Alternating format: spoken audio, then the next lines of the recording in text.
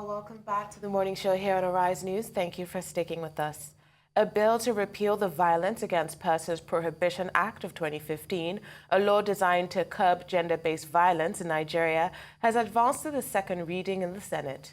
The bill has been referred to the Senate Committee on Judiciary, Human Rights and Legal Matters, which is expected to report back within 6 weeks. Senator Jibrin Isa of the All Progressives Congress, representing Kogi East, sponsored the bill, which was initially proposed in 2022. He argues that repealing the current law would allow for amendments to address its perceived flaws, as it is not comprehensive enough in its present form, according to the senator. Now, a cross-section of Nigerians, particularly women groups, are speaking up in protest against this move. We are now being joined by Dorothy Njamanze, a development expert, filmmaker, and media strategist, joining us to have a conversation from Abuja. Good morning and welcome to the morning show. Thank you very much. Thank you for having me on. Thank you for joining us. Now let's go straight into this. The VAPP Act, as it's known, has taken 10 years and still has not been implemented by every state in the nation. Can you explain to us the importance of the Violence Against Persons Prohibition Act? If you can explain the importance of the act and the danger in repealing it. Okay, I'll start with a little history. It started out with a bill. Then it was the Violence Against Women's Prohibition Act, and then Violence Against Women and Children's Prohibition Act. And then when it was further consolidated, as at the time it was, I think, it was still in the National Assembly. Then Violence Against Persons Prohibition Act was what was finally come to, because it needed to be something that spoke to all persons in Nigeria. And so it took sweat and blood over 15 years to finally get the Violence Against Persons Prohibition Act. And for the first time, we got to the point where with crimes like rape, for instance, we didn't need to have evidence of a struggle to prove that somebody did not consent to rape. We just needed to hear that the person did not consent. Consent now became very key in determining rape.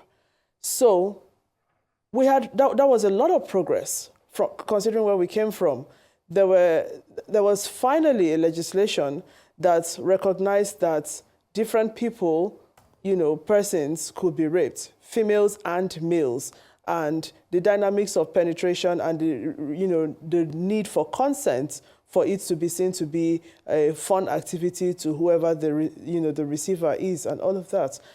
So a lot of work has gone into this. A lot of consultations far and wide was done, amongst other things. And that's one of the reasons why the VAPP is, it's a breath of fresh air. It's an assurance of life. It's an assurance of comfort. It's a streak of hope for a lot of people.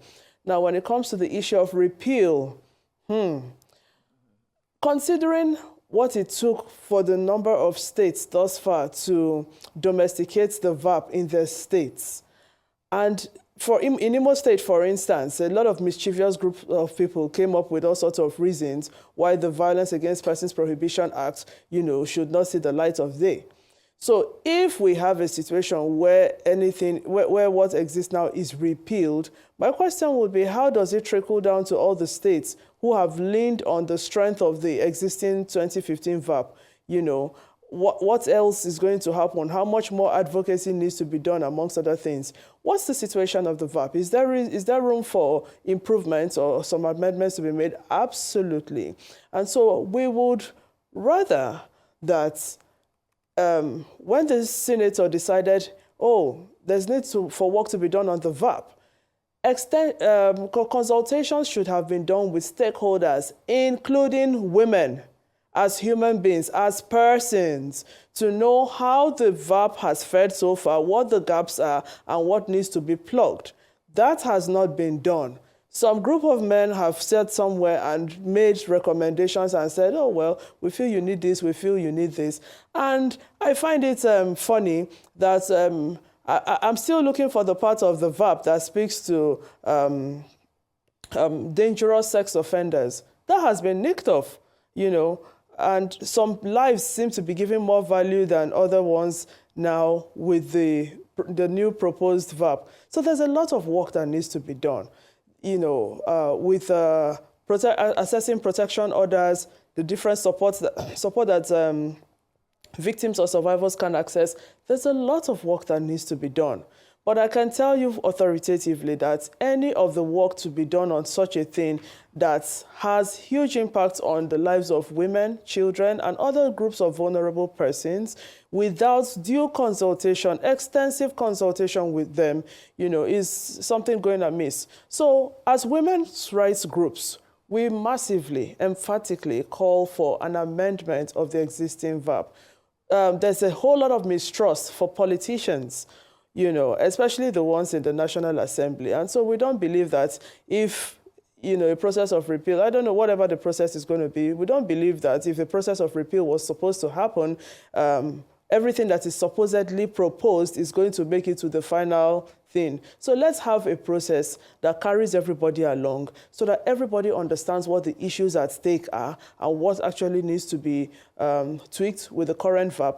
And let's have an amended VAPP and not a repeal. We don't like the language of repeal. It sounds to me like revocation. It sounds to me like an annulment. And there's a lot of mischief that a lot of people can perpetrate, because of the use of the word repeal. All right, then. Well, what we're hearing from Senator Jibrin Isa is that the VAPP Act is not comprehensive enough and needs to be repealed for amendments to be made. I'd like to know what your thoughts are on this reasoning and if you believe that there's a better approach to addressing any perceived flaws in the Act. And also, what role should the Ministry of Women Affairs play in all of this? Well, I'm also aware that the Federal Ministry of Justice is working on an amendment of the VAPP. So my question in this moment would be, to what extent is there consolidation between what the Senator Jibrin is proposing and what Senator Jibrin is proposing and what the Federal Ministry of Justice is doing? Because, we're in talks with the Ministry of Justice. However, thank you for mentioning the Ministry of Women's Affairs. I mean, recently, there was a video that made me really cringe, in which there were certain utterances, such as policies and things we don't need and everything. The Ministry of Women's Affairs, the Federal Ministry of Women's Affairs, was very instrumental to the VAPP Act coming to being in 2015.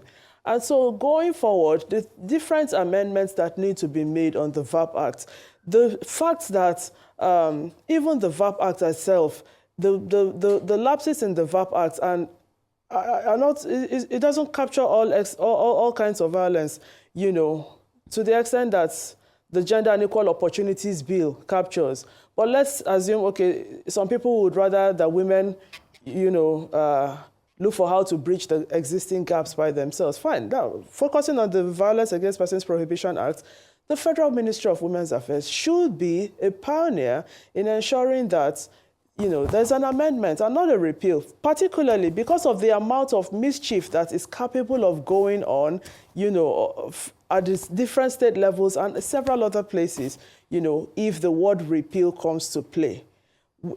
It was as basic as the Violence Against Persons Prohibition Act being keenly contested, in Imo State. And we don't want to go back to that situation ever again. Thank you very much. Now, I want to ask you about consent and the language around consent. In the bill that Senator Jibrin is proposing, it seems that the language around consent has changed. So do you think that this would lead to lesser protections for victims of violence?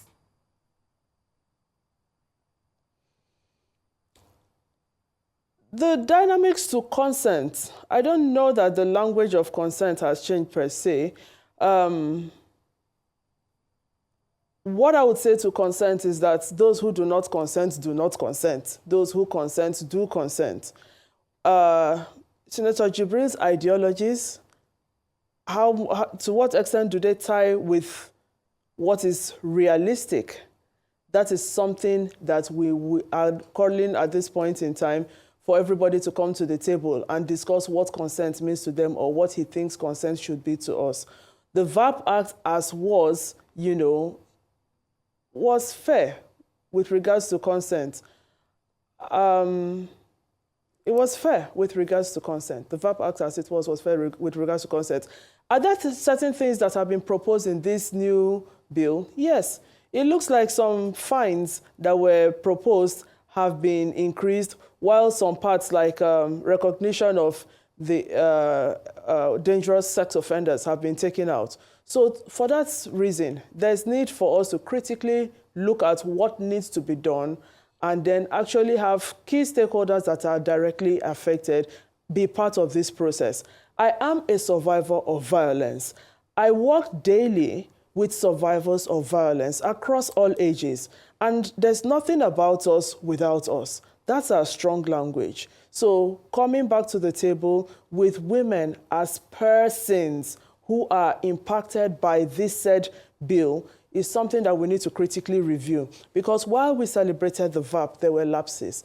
And the VAPP has been useful, to different people. The VAPP speaks to political violence. It speaks to a wide range of issues. It's beneficial to everybody.